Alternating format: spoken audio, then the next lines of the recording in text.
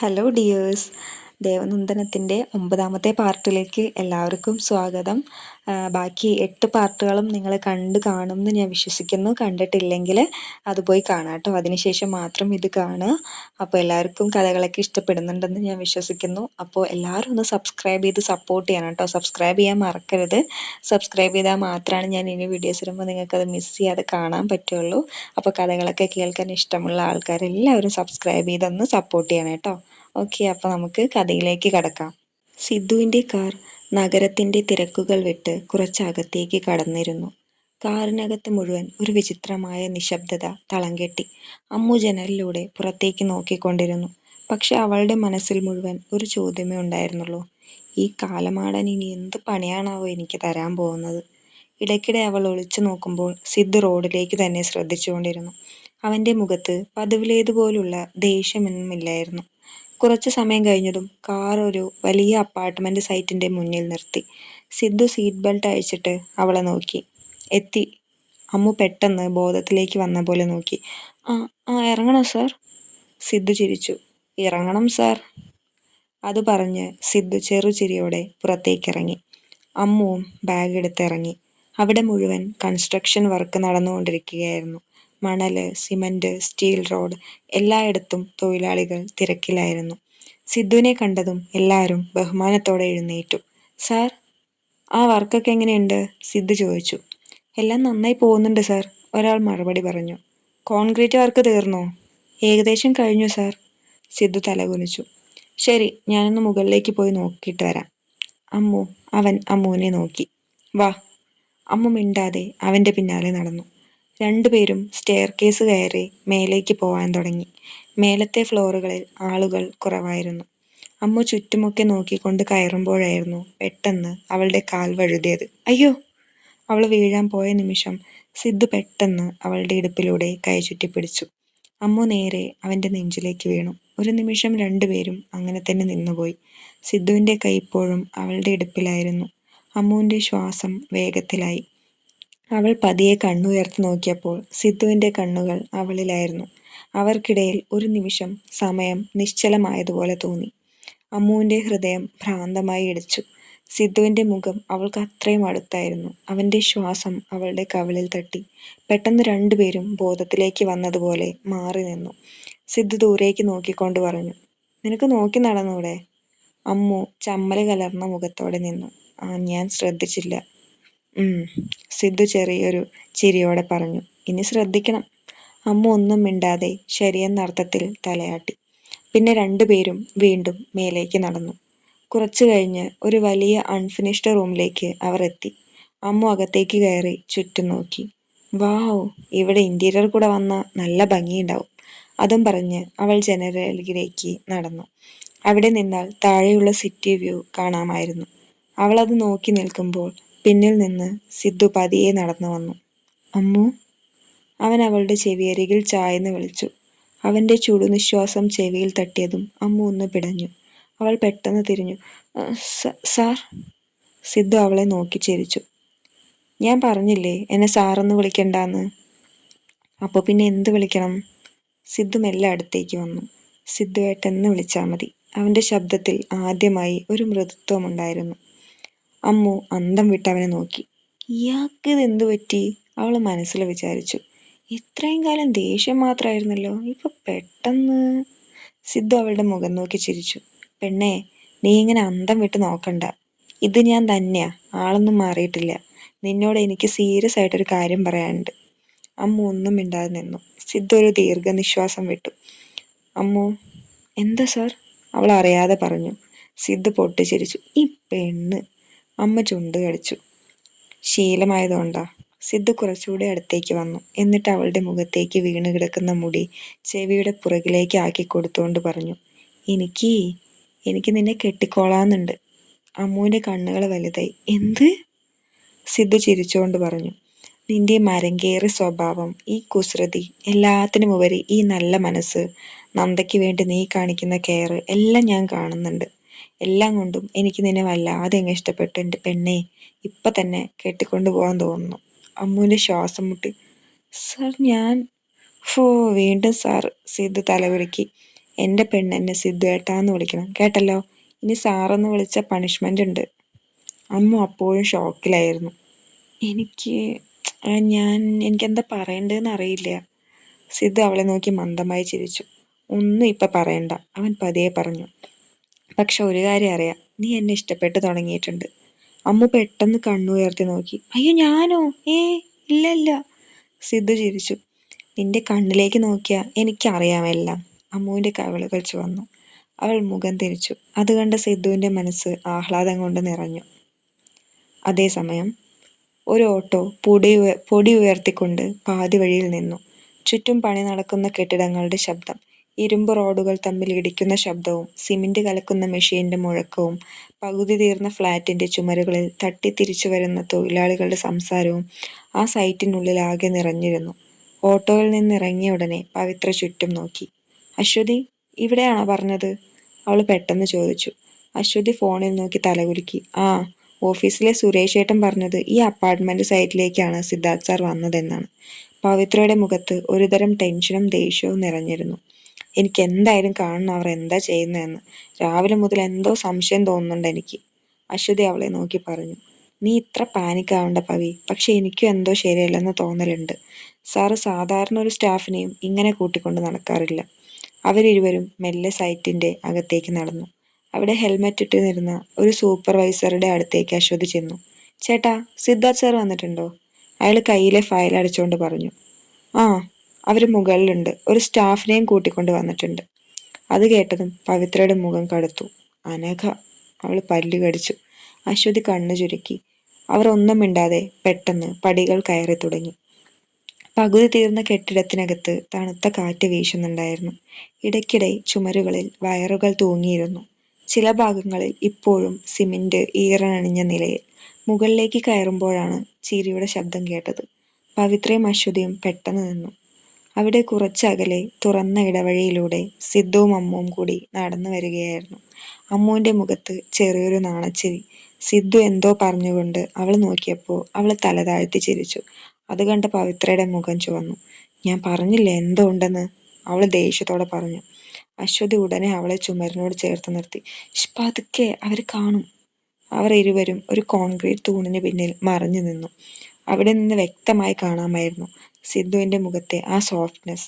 ഓഫീസിൽ എല്ലായ്പ്പോഴും കടുപ്പത്തോടെ നടക്കുന്ന ആളല്ലായിരുന്നു ആ നിമിഷം അവൻ. അമ്മു എന്തോ പറഞ്ഞപ്പോൾ സിദ്ധു ചിരിക്കുകയായിരുന്നു. ഇനി ഇങ്ങനെ പേടിച്ച് നടക്കണ്ട, സിദ്ധു പറഞ്ഞു. ഞാൻ പേടിച്ചിട്ടൊന്നുമില്ല, അമ്മു പതുങ്ങി മറുപടി പറഞ്ഞു. ആണോ? കുറച്ചു നേരം മുമ്പ് ഇങ്ങനെയൊന്നും അല്ലായിരുന്നല്ലോ. അമ്മു നാണിച്ച് മുഖം തിരിച്ചു. ആ, അത് ഞാൻ. സിദ്ധു ചിരിച്ചു. ശരി ശരി, ഇനി താഴേക്ക് പോവാം, സമയമായല്ലോ. അവർ താഴേക്ക് ഇറങ്ങി. സിദ്ധു അവിടെ നിന്നിരുന്ന തൊഴിലാളികളെ വിളിച്ചുകൊണ്ട് പറഞ്ഞു. രവി, ആ സെക്കൻഡ് ബ്ലോക്ക് വർക്ക് നാളെ രാവിലെ തന്നെ ഫിനിഷ് ആക്കണം. ഞാൻ ഡ്രോയിങ്സ് അയച്ചു തരാം. ശരി സർ, അവർ ബഹുമാനത്തോടെ മറുപടി പറഞ്ഞു. അതിനുശേഷം സിദ്ധു അമ്മുവിനെ നോക്കി. വാ, ഞാൻ വീട്ടിൽ കൊണ്ടുവിടാം. അമ്മു പെട്ടെന്ന് പറഞ്ഞു. അയ്യോ വേണ്ട, ഞാൻ ബസ്സിൽ പോയിക്കോളാം. ഞാൻ പറഞ്ഞത് അങ്ങോട്ട് കേട്ടാൽ മതി, ഇങ്ങോട്ട് കൂടുതൽ സംസാരിക്കണ്ട, മനസ്സിലായല്ലോ? അമ്മുവിന്റെ മുഖം ഒന്ന് ചുളിഞ്ഞു. ശരി, ഗുഡ്, സിദ്ധു കണ്ണിറക്കി പറഞ്ഞു. അമ്മു തല താഴ്ത്തി. ഇതെല്ലാം കണ്ടു നിന്ന പവിത്രയ്ക്ക് സഹിക്കാനായില്ല. ഇവളെ വീട്ടിൽ കൊണ്ടുവിടാനോ? അവൾ പല്ല് കടിച്ചു. അശ്വതി കണ്ണു ചുരുക്കി സിദ്ധുവിനെ നോക്കി. സാർ ഇങ്ങനെ ഒരാളോടും പെരുമാറാറില്ല. ഓഫീസിൽ പോലും ആരോടും നേരെ ചിരിക്കാത്ത ആളാണ്. ഇന്ന് വരെ ഒരാളെയും കാറിൽ പോലും കയറ്റുന്നത് കണ്ടിട്ടില്ല. അതെ, പവിത്ര പെട്ടെന്ന് പറഞ്ഞു. ഇവളൊക്കെ വന്നിട്ട് 2 ദിവസമായിട്ടേ ഉള്ളൂ, അതിനുള്ളിൽ ഇത്രയും ക്ലോസ് ആകാൻ എന്താ കാര്യം? താഴേക്ക് ഇറങ്ങിക്കൊണ്ടിരുന്ന സിദ്ധുവും അമ്മുവും ഇപ്പോഴും തമ്മിൽ സംസാരിച്ച് ചിരിക്കുന്നുണ്ടായിരുന്നു. അവരെ നോക്കി നിന്ന പവിത്രയുടെ കണ്ണുകളിൽ അസൂയ കത്തി. എന്തായാലും ഇവളെ ഞാൻ വെറുതെ വിടില്ല, അവൾ പതുങ്ങി പറഞ്ഞു. അശ്വതി മെല്ലെ അവളെ തട്ടി. പതുക്കെ പവി, ആദ്യം കാര്യങ്ങൾ മുഴുവൻ മനസ്സിലാക്കണം. പക്ഷെ ഒന്നുറപ്പ്, ഇവര് വെറും ഫ്രണ്ട്സ് മാത്രമല്ല. പവിത്രയുടെ മുഖം ദേഷ്യത്തിൽ ചുവന്നു. സിദ്ധു കൈവിട്ടു പോകുമോ എന്ന ചിന്ത അവളെ അലട്ടിക്കൊണ്ടിരുന്നു. താഴെ പാർക്ക് ചെയ്തിരുന്ന കാറ് സ്റ്റാർട്ടാകുന്ന ശബ്ദം കേട്ടു. സിദ്ധു ഡ്രൈവർ സീറ്റിൽ കയറി. അമ്മു മടിച്ച് പാസഞ്ചർ സീറ്റിലിരുന്നു. കാർ മെല്ലെ സൈറ്റിൽ നിന്ന് പുറത്തേക്ക് നീങ്ങി. അത് നോക്കി നിന്ന പവിത്രയുടെ കൈകൾ ദേഷ്യത്തിൽ മുറുകി. സന്ധ്യയുടെ മങ്ങലേറിയ വെളിച്ചം നഗരത്തിന്റെ റോഡുകളിലേക്ക് വീണു തുടങ്ങിയിരുന്നു. മഴ പെയ്തിട്ട് അല്പസമയം കഴിഞ്ഞതുകൊണ്ട് വഴിയൊക്കെയും ചെറുതായി നനവുണ്ടായിരുന്നു. റോഡരികിലെ ലൈറ്റുകളുടെ മഞ്ഞ വെളിച്ചം ആ നനഞ്ഞ ടാറിൽ പതിഞ്ഞ് തിളങ്ങുന്നുണ്ടായിരുന്നു. സിദ്ധുവിന്റെ കാറ് മെല്ലെ സൈറ്റിൽ നിന്ന് പുറത്തേക്കിറങ്ങി. കാറിനുള്ളിൽ കുറച്ചു നേരം നിശബ്ദതയായിരുന്നു. സ്റ്റിയറിങ്ങിൽ കൈവച്ച് സിദ്ധു മുന്നോട്ട് നോക്കി ഡ്രൈവ് ചെയ്യുമ്പോൾ അമ്മു ജനലിലൂടെ പുറത്തേക്ക് നോക്കിയിരുന്നു. അവളുടെ മനസ്സിൽ ഇപ്പോഴും കുറച്ചു നേരം മുൻപ് നടന്നതൊക്കെയായിരുന്നു. എനിക്ക് നിന്നെ കെട്ടിക്കോളാന്നുണ്ട് എന്ന് പറഞ്ഞ സിദ്ധുവിന്റെ ശബ്ദം ഇപ്പോഴും ചെവിയിൽ മുഴങ്ങുന്നത് പോലെ. അമ്മു ഒന്നും മിണ്ടാതിരിക്കുന്നത് കണ്ട് സിദ്ധു മെല്ലെ ചിരിച്ചു. എന്താ ഒന്നും മിണ്ടാതിരിക്കുന്നേ? അമ്മു പെട്ടെന്ന് അവനെ നോക്കി. ഒന്നുമില്ല. ഒന്നുമില്ലേ? സിദ്ധു ചെറുതായി ചിരിച്ചു. എന്തോ ആലോചനയിലാണ്. അമ്മു നാണം മറയ്ക്കാൻ പുറത്തേക്ക് നോക്കി. ഞാനൊന്നും ആലോചിച്ചിട്ടില്ല. എങ്ങനെ? അവൾ വീണ്ടും അവനെ നോക്കി. ഒന്നുമില്ലാന്നേ. ആ, സിദ്ധു ചിരിച്ചു. മുഖം കണ്ടാ അറിയാം. അമ്മു ചെറിയൊരു ചിരിയോടെ തല താഴ്ത്തി. കാറിന്റെ ഗ്ലാസ്സിലൂടെ തണുത്ത കാറ്റ് അകത്തേക്ക് കടന്നു വരുന്നുണ്ടായിരുന്നു.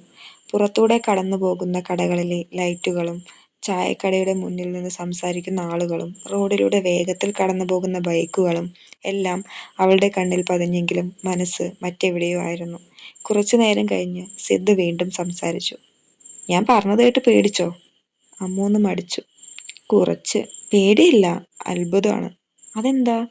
എന്നോട് എപ്പോഴും ദേഷ്യപ്പെടുന്ന ആളല്ലേ. ഞാൻ വിചാരിച്ചത് എന്നെ കാണുന്നത് പോലും ഇഷ്ടമല്ല എന്നാണ്.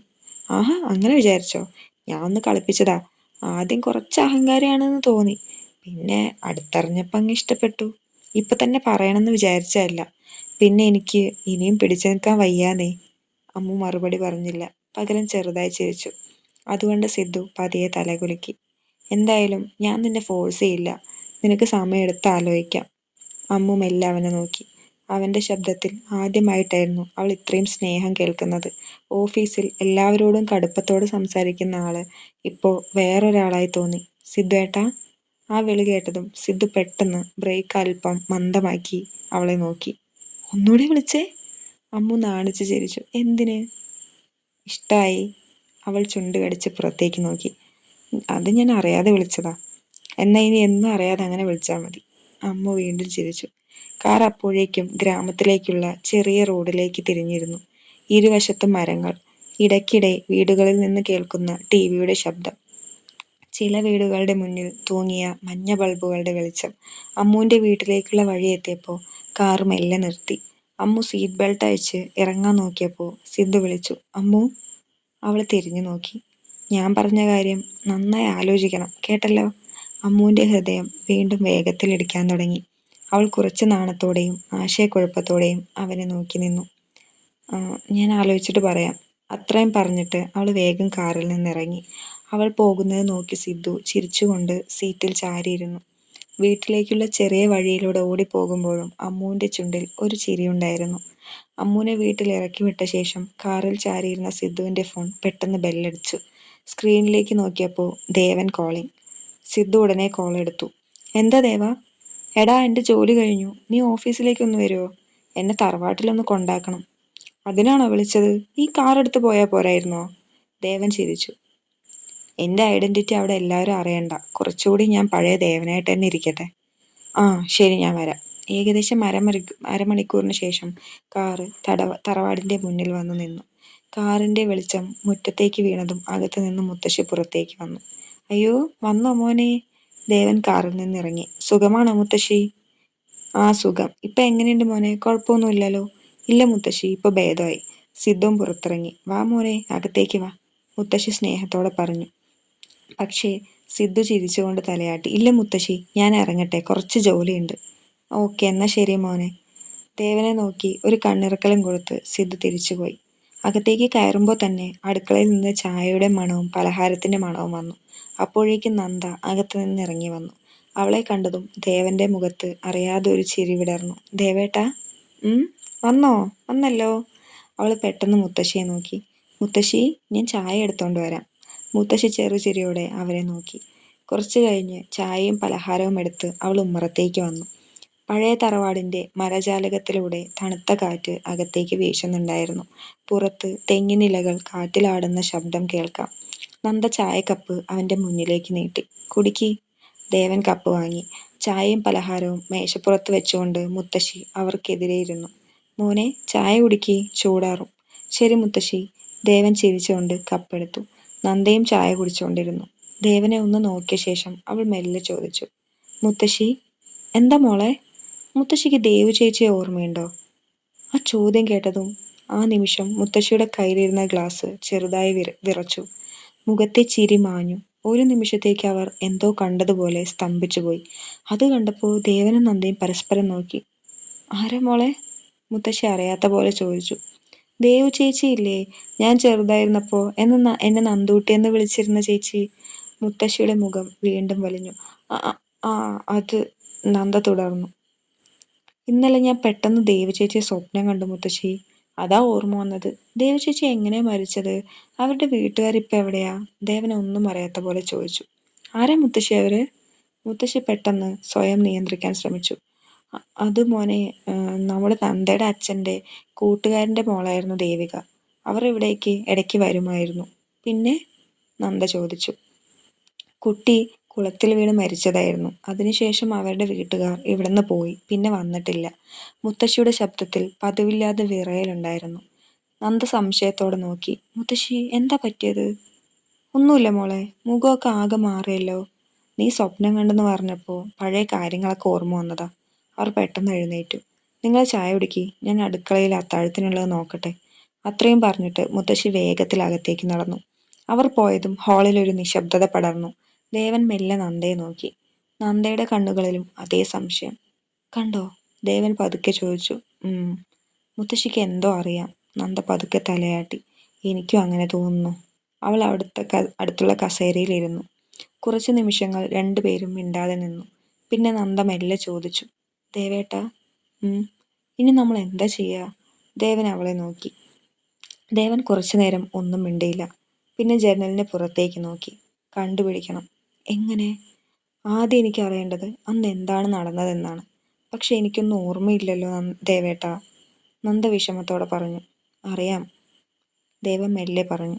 പക്ഷെ മുത്തശ്ശിക്ക് എന്തോ അറിയാം. അതെ, പക്ഷെ ദേവേട്ടാ, ആലോചിച്ചിട്ട് ഒരു എത്തും പിടിയും കിട്ടുന്നില്ല. മുത്തശ്ശി എന്തിനിങ്ങനെ പേടിക്കുന്നേ? ദേവൻ കുറച്ചു നേരം ആലോചിച്ചു. മുറിയിൽ വീണ്ടും നിശബ്ദത പടർന്നു. പുറത്ത് കാറ്റ് ശക്തമായി വീശി.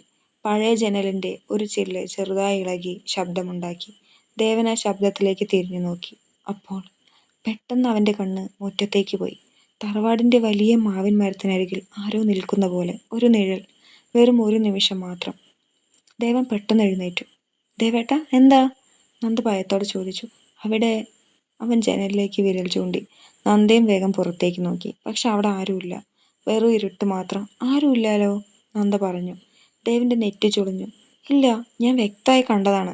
അതേസമയം താഴെ ഹാളിൽ നിന്ന് മുത്തശ്ശിയുടെ ശബ്ദം കേട്ടു. നന്ദമോളെ, മോനെ, ഒന്ന് താഴേക്ക് വരുമോ? ആ ശബ്ദത്തിൽ എന്തോ ഒരു പരിഭ്രമം ഉണ്ടായിരുന്നു. ദേവനും നന്ദയും പരസ്പരം നോക്കി. എന്തോ സംഭവിച്ചിട്ടുണ്ട്. പെട്ടെന്ന് തന്നെ രണ്ടുപേരും വേഗം മുറിയിൽ നിന്ന് പുറത്തേക്കിറങ്ങി മുത്തശ്ശിയുടെ അടുത്തേക്ക് ഓടി. രണ്ടുപേരും വേഗം പുറത്തേക്കിറങ്ങി. വരാന്തയിൽ നിൽക്കുന്ന മുത്തശ്ശിയുടെ മുഖം ആകെ വിളറിയിരുന്നു. വിറയ്ക്കുന്ന കൈകൊണ്ട് അവർ തറവാടിൻ്റെ പിന്നിലേക്കുള്ള ഭാഗത്തേക്ക് ചൂണ്ടിക്കാട്ടി. അവിടെ കുളപ്പടവിൻ്റെ ഭാഗത്ത് ആരോ നിൽക്കുന്ന പോലെ തോന്നി. ദേവനും നന്ദയും മുഖത്തോട് മുഖം നോക്കി. ആരാ മുത്തശ്ശി? നന്ദ ചോദിച്ചു. എനിക്കറിയില്ല മോളെ, ഞാൻ വെള്ളം എടുക്കാൻ അടുക്കള ജനൽ തുറന്നപ്പോൾ ഒരു നിഴല് പോലെ. ദേവൻ കൂടുതലൊന്നും ചോദിച്ചില്ല. വരാന്തയിൽ തൂക്കിയിട്ടിരുന്ന ടോർച്ച് എടുത്തു. വാ നന്ദേ. മൂവരും പതിയെ കുളപ്പടവിൻ്റെ ഭാഗത്തേക്ക് നടന്നു. രാത്രിയുടെ ഇരുട്ടിൽ കുളത്തിലെ വെള്ളം കറുത്ത കണ്ണാടി പോലെ നിശ്ചലമായി കിടക്കുകയായിരുന്നു. ടോർച്ചിൻ്റെ വെളിച്ചം വെള്ളത്തിലൂടെ വെട്ടിക്കയറി. ഒരു നിമിഷം, 2 നിമിഷം, ആരെയും കാണാനില്ല. മുത്തശ്ശിക്ക് തോന്നിയതാവും, നന്ദ പതിയെ പറഞ്ഞു. പക്ഷെ ദേവന്റെ കണ്ണുകൾ പടവിൻ്റെ വശത്തേക്ക് നീങ്ങി. അവിടെ മണ്ണിൽ എന്തോ കിടക്കുന്നു. അവൻ ടോർച്ചിൻ്റെ വെളിച്ചം അതിലേക്ക് അടിച്ചു. ഒരു പഴയ വെള്ളി പാദസരം. ചെളി പിടിച്ചിട്ടുണ്ടെങ്കിലും അതിൻ്റെ രൂപം വ്യക്തമായിരുന്നു. ദേവൻ അത് കയ്യിലെടുത്തു. അവൻ്റെ മുഖഭാവം മാറി. എന്താ ദേവേട്ടാ? നന്ദ ചോദിച്ചു. ദേവൻ മറുപടി പറഞ്ഞില്ല. അപ്പോഴായിരുന്നു പിന്നിലെ കുട്ടിക്കാട്ടിൽ നിന്ന് എന്തോ ഓടിപ്പോകുന്ന ഒരു ശബ്ദം കേട്ടത്. എല്ലാവരും ഒരുമിച്ച് ആ ഭാഗത്തേക്ക് തിരിഞ്ഞു. ടോർച്ചിൻ്റെ വെളിച്ചം അവിടേക്ക് വീണു. കുറ്റിച്ചെടികൾക്കിടയിലൂടെ ഒരു മനുഷ്യരൂപം അതിവേഗം ഇരുട്ടിലേക്ക് മറയുന്നത് ദേവൻ വ്യക്തമായി കണ്ടു. ആരടാ അവിടെ? ദേവൻ ഉച്ചത്തിൽ വിളിച്ചുകൊണ്ട് മുന്നോട്ടോടിയതും നന്ദ ഭയന്ന് അവൻ്റെ പിന്നാലെ നോക്കി നിന്നു. പക്ഷെ ആ രൂപം ഇതിനോടകം ഇരുട്ടിൽ അപ്രത്യക്ഷമായിരുന്നു. ദേവൻ തിരികെ വന്നപ്പോൾ അവൻ്റെ കയ്യിൽ ഇപ്പോഴും ആ പഴയ പാദസരം ഉണ്ടായിരുന്നു. രാത്രിയിലെ ആ സംഭവം കഴിഞ്ഞിട്ടും തറവാട്ടിൽ ആർക്കും ശരിക്ക് ഉറങ്ങാൻ കഴിഞ്ഞില്ല. ഭക്ഷണം കഴിക്കുന്ന സമയത്തും ദേവന്റെ മനസ്സിൽ ആ പഴയ പാദസരം തന്നെയായിരുന്നു. മുത്തശ്ശിയും പതിവ് പോലെ സംസാരിക്കുന്നുണ്ടായിരുന്നെങ്കിലും അവരുടെ കണ്ണുകളിൽ ഒരു പരിഭ്രമം തെളിഞ്ഞു നിന്നു. നന്ദയും ഇടയ്ക്കിടെ ദേവനെ നോക്കുന്നുണ്ടായിരുന്നു. ദേവേട്ടാ, അതാരായിരിക്കും? മുറിയിലേക്ക് പോകുമ്പോൾ അവൾ പതിയെ ചോദിച്ചു. എനിക്കറിയില്ല നന്ദ, പക്ഷെ ഞാൻ ഇന്നലെ രാത്രി ഒരാളെ കണ്ടു എന്ന് പറഞ്ഞത് വെറുതെ അല്ല. ആരോ നമ്മളെ നിരീക്ഷിക്കുന്നുണ്ട്. അവന്റെ ശബ്ദത്തിലെ ഗൗരവം കേട്ടതും നന്ദയുടെ മനസ്സിൽ വീണ്ടും ഒരു ഭയം നിറഞ്ഞു. ആ രാത്രി ഓരോരുത്തരും ഓരോ ചിന്തകളുമായാണ് ഉറങ്ങാൻ കിടന്നത്. പിറ്റേന്ന് രാവിലെ തറവാട്ട് മുറ്റത്ത് സൂര്യന്റെ ഇളം വെളിച്ചം വീണു തുടങ്ങിയിരുന്നു. അടുക്കളയിൽ നിന്ന് ചായയുടെ മണവും ഉയരുന്നുണ്ടായിരുന്നു. മുറ്റം അടിച്ചുവാരിക്കൊണ്ടിരുന്ന നന്ദ പെട്ടെന്ന് ഗേറ്റിന്റെ ഭാഗത്ത് നിന്ന് ഒരു ശബ്ദം കേട്ട് തിരിഞ്ഞു നോക്കി. എന്റെ നന്ദമോളെ! പരിചിതമായ ആ ശബ്ദം കേട്ടതും അവളുടെ മുഖം വിടർന്നു. രാഘവേട്ടാ! ഗേറ്റിലൂടെ അകത്തേക്ക് കയറി വരുന്ന മധ്യവയസ്കനെ കണ്ടതും നന്ദ ഓടിച്ചെന്നു. അയ്യോ, ഇത് എത്ര നാളായി കണ്ടിട്ട്! മോളെ, എൻ്റെ മകളുടെ കല്യാണത്തിന്റെ തിരക്കൊക്കെ കഴിഞ്ഞല്ലോ, ഇപ്പോഴാ ഒന്ന് സമാധാനമായത്, അയാൾ ചിരിച്ചുകൊണ്ട് പറഞ്ഞു. അപ്പോഴേക്കും മുത്തശ്ശിയും പുറത്തേക്ക് വന്നു. രാഘവ, നീ വന്നോ മോനെ? എന്താ അമ്മേ, എന്നെ മറന്നോ? അവർ കുറച്ചു നേരം പഴയ വിശേഷങ്ങളൊക്കെ പറഞ്ഞിരുന്നു. അത് കണ്ടുകൊണ്ട് ദേവൻ പുറത്തേക്ക് വന്നു. നന്ദയും മുത്തശ്ശിയും രാഘവനോട് വളരെ അടുപ്പത്തോടെയാണ് പെരുമാറുന്നത്, വർഷങ്ങളായുള്ള പരിചയം പോലെ. അപ്പോഴാണ് നന്ദ ദേവനെ നോക്കി പറഞ്ഞത്. ദേവേട്ട, ഇത് രാഘവേട്ടനാണ്, ഞങ്ങളുടെ കാര്യസ്ഥൻ. എനിക്ക് ചെറുപ്പം മുതൽ അറിയാവുന്ന ആളാ. രാഘവൻ ചിരിച്ചുകൊണ്ട് ദേവന്റെ അടുത്തേക്ക് നടന്നു. ഓ, മോനാണോ ദേവൻ? നന്ദമോള് നിങ്ങളെക്കുറിച്ച് പറഞ്ഞിരുന്നു. എൻ്റെ മോളുടെ കല്യാണത്തിന്റെ അന്ന് നിങ്ങൾ ആശുപത്രിയിലായിരുന്നു, അതുകൊണ്ട് ഇവർ വന്നില്ല. ദേവനും മര്യാദയ്ക്ക് ചിരിച്ചു. ആ, അതെ. എന്നാൽ എന്തുകൊണ്ടോ രാഘവന്റെ കണ്ണുകളിലേക്ക് നോക്കിയ നിമിഷം ദേവന് ഉള്ളിലൊരു അസ്വസ്ഥത തോന്നി. കാരണം മനസ്സിലായില്ല. പക്ഷെ എന്തോ ഒന്ന് ശരിയല്ല എന്ന് തോന്നി. കുറച്ചു നേരം കഴിഞ്ഞ് എല്ലാവരും ചായ കുടിച്ചുകൊണ്ടിരിക്കുമ്പോഴായിരുന്നു രാഘവന്റെ കണ്ണ് വരാന്തയിലെ മേശപ്പുറത്തേക്ക് വീണത്. അവിടെ കഴിഞ്ഞ രാത്രിയിൽ കുളപ്പടവിൽ നിന്ന് കിട്ടിയ ആ പഴയ വെള്ളി പാദസരം കിടക്കുന്നുണ്ടായിരുന്നു. അത് കണ്ട നിമിഷം രാഘവന്റെ മുഖത്തെ ചിരി ഒരു നിമിഷത്തേക്ക് മാഞ്ഞു. വളരെ ചെറിയൊരു നിമിഷം മാത്രം. പക്ഷേ ആ മാറ്റം ദേവന്റെ കണ്ണിൽ നിന്ന് മറഞ്ഞില്ല. രാഘവൻ ഉടനെ പഴയ പോലെ ചിരിച്ചു. ഇതാരുടെയാ എന്ന് വളരെ സ്വാഭാവികമായി ചോദിച്ചു. എന്നാൽ ദേവനൊന്നും മറുപടി പറഞ്ഞില്ല.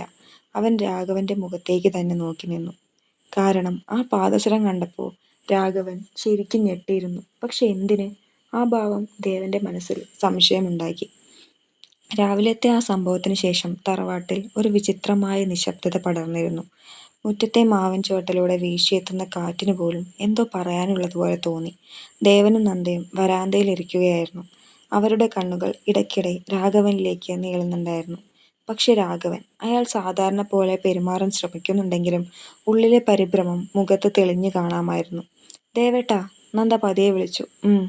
എന്താ ആലോചിക്കുന്നേ? ദേവൻ രാഘവൻ നിന്നിരുന്ന ഭാഗത്തേക്ക് നോക്കി. നന്ദൂട്ടി, എന്താ?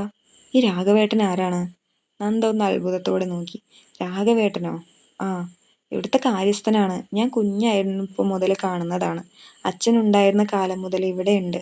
മുത്തശ്ശിക്കും ഏറ്റവും വിശ്വാസമുള്ള ആളാണ് രാഘവേട്ടൻ. ദേവൻ ഒന്നും മിണ്ടിയില്ല. എന്താ ദേവേട്ടാ? എനിക്കറിയില്ല നന്ദു, പക്ഷെ അയാൾ ആ പാദസരത്തിന്റെ കാര്യം കേട്ടപ്പോൾ മുഖത്തൊരു മാറ്റം വന്നിരുന്നു. മാറ്റോ? അതെ, പേടിച്ച പോലെ. നന്ദ ഒന്ന് തിരിഞ്ഞ് രാഘവനെ നോക്കി. അയാൾ അപ്പോഴും മുറ്റത്ത് എന്തോ ജോലിയിൽ ഏർപ്പെട്ടിരിക്കുന്ന ഭാവത്തിലായിരുന്നു. അത് ദേവേട്ടന് തോന്നിയതാവും. അല്ല. ദേവന്റെ ശബ്ദം ഉറച്ചതായിരുന്നു. ഞാൻ ശ്രദ്ധിച്ചതാണ്. അവൻ പതിയെ എഴുന്നേറ്റു. വാ. എവിടേക്ക്? അയാളോട് ചോദിക്കാം. നന്ദയും എഴുന്നേറ്റു. രണ്ടുപേരും നേരെ രാഘവന്റെ അടുത്തേക്ക് ചെന്നു. അവരെ കണ്ടതും രാഘവൻ പതിവ് പോലെ ചിരിച്ചു. എന്താ മക്കളെ? ദേവൻ നേരെ വിഷയത്തിലേക്ക് കടന്നു. രാഘവേട്ട, പറയൂ മോനെ. രാവിലെ പാദസരത്തിന്റെ കാര്യം പറഞ്ഞപ്പോൾ നിങ്ങൾ എന്തിനാണ് പേടിച്ചത്? ആ ചോദ്യം കേട്ടതും രാഘവന്റെ മുഖം ഒന്ന് മങ്ങിയ പോലെ തോന്നി. പക്ഷെ അടുത്ത നിമിഷം തന്നെ അയാൾ ചിരിച്ചു. ഞാനോ പേടിച്ചെന്ന്? അതെ. അയ്യോ മോനെ, ഞാൻ എന്തിനു പേടിക്കണം? ദേവൻ അയാളുടെ കണ്ണുകളിലേക്ക് തന്നെ നോക്കി. എനിക്കങ്ങനെ തോന്നിയില്ല. മോൻ തെറ്റിദ്ധരിച്ചതാവും. അല്ല. ദേവന്റെ ശബ്ദം കൂടുതൽ ഗൗരവമായി. എനിക്ക് ആളുകളുടെ മുഖം വായിക്കാൻ അറിയാം. രാഘവന്റെ നെറ്റിയിൽ ചെറിയ വീർപ്പ് തുള്ളികൾ പ്രത്യക്ഷപ്പെട്ടു. സത്യം പറഞ്ഞാൽ നന്നായിരിക്കും. രാഘവൻ ഞെട്ടി. എന്ത് സത്യം? നിങ്ങൾക്ക് എന്തോ അറിയാം. എനിക്കൊന്നും അറിയില്ല മോനെ. ഞാൻ ആരാണെന്ന് നിങ്ങൾക്കറിയാമല്ലോ. രാഘവൻ മിണ്ടിയില്ല. ദേവന്റെ കണ്ണുകൾ ചുവന്നിരുന്നു. മരിച്ച ദേവികയുടെ ചേട്ടനാണ് ഞാൻ. ആ വാക്കുകൾ കേട്ട് രാഘവൻ തലകുനിച്ചു. എൻ്റെ അനിയത്തെ എനിക്ക് നഷ്ടപ്പെട്ടു. ദേവന്റെ ശബ്ദം വിറച്ചു. എൻ്റെ അച്ഛനെയും അമ്മയും നഷ്ടപ്പെട്ടു മോനെ. പക്ഷെ എൻ്റെ അനിയത്തി മരിച്ചത് സ്വാഭാവികമല്ലെന്ന് എനിക്കറിയാം. നന്ദയുടെ ഹൃദയം വേഗത്തിൽ മിടിക്കാൻ തുടങ്ങി. ദേവേട്ടാ, എനിക്ക് സത്യം അറിയണം. ദേവൻ വീണ്ടും രാഘവനെ നോക്കി. നിങ്ങൾക്ക് എന്തെങ്കിലും അറിയാമോ? രാഘവൻ വല്ലാതെ അസ്വസ്ഥനായി. അയാളുടെ വിരലുകൾ വിറയ്ക്കുന്നുണ്ടായിരുന്നു. അപ്പോഴാണ് മതി, വീടിനുള്ളിൽ നിന്ന് ഒരു ശബ്ദമുയർന്നത്. 3 പേരും ഒരുപോലെ തിരിഞ്ഞു നോക്കി. വരാന്തയുടെ പടിയിൽ മുത്തശ്ശി നിൽക്കുന്നുണ്ടായിരുന്നു. മുഖം ആകെ വിളറിയിരുന്നു. കൈകൾ വിറയ്ക്കുന്നുണ്ടായിരുന്നു. മുത്തശ്ശി! നന്ദ ഞെട്ടലോടെ വിളിച്ചു. മുത്തശ്ശി പതിയെ അവരുടെ അടുത്തേക്ക് നടന്നു വന്നു. പിന്നെ ദേവനെ നോക്കി. മോനെ. മുത്തശ്ശി, നിനക്കറിയണ്ടേ സത്യം? മുത്തശ്ശിയുടെ ശബ്ദമിടറി. രാഘവൻ പെട്ടെന്ന് തലയുയർത്തി. അമ്മേ! പക്ഷെ മുത്തശ്ശി അയാളെ തടഞ്ഞു. വേണ്ട രാഘവ. അത് കേട്ടതും ദേവന്റെയും നന്ദയുടെയും കണ്ണുകൾ ഒരുപോലെ വികസിച്ചു. മുത്തശ്ശി ദേവന്റെ കയ്യിൽ പിടിച്ചു. ഇത്ര കാലം ഞാൻ പറഞ്ഞില്ല. എന്താണ് മുത്തശ്ശി? മുത്തശ്ശിയുടെ കണ്ണുകൾ നിറഞ്ഞൊഴുകി. നിനക്കറിയേണ്ടതെല്ലാം ഞാൻ പറയാം. അവരൊന്ന് നിർത്തി. ദേവന്റെയും നന്ദയുടെയും ഹൃദയം ഒരുപോലെ മിടിച്ചു. പിന്നെ മുത്തശ്ശി പതിയെ പറഞ്ഞു. അന്ന് ആ രാത്രിയിൽ ഞാൻ കണ്ടു.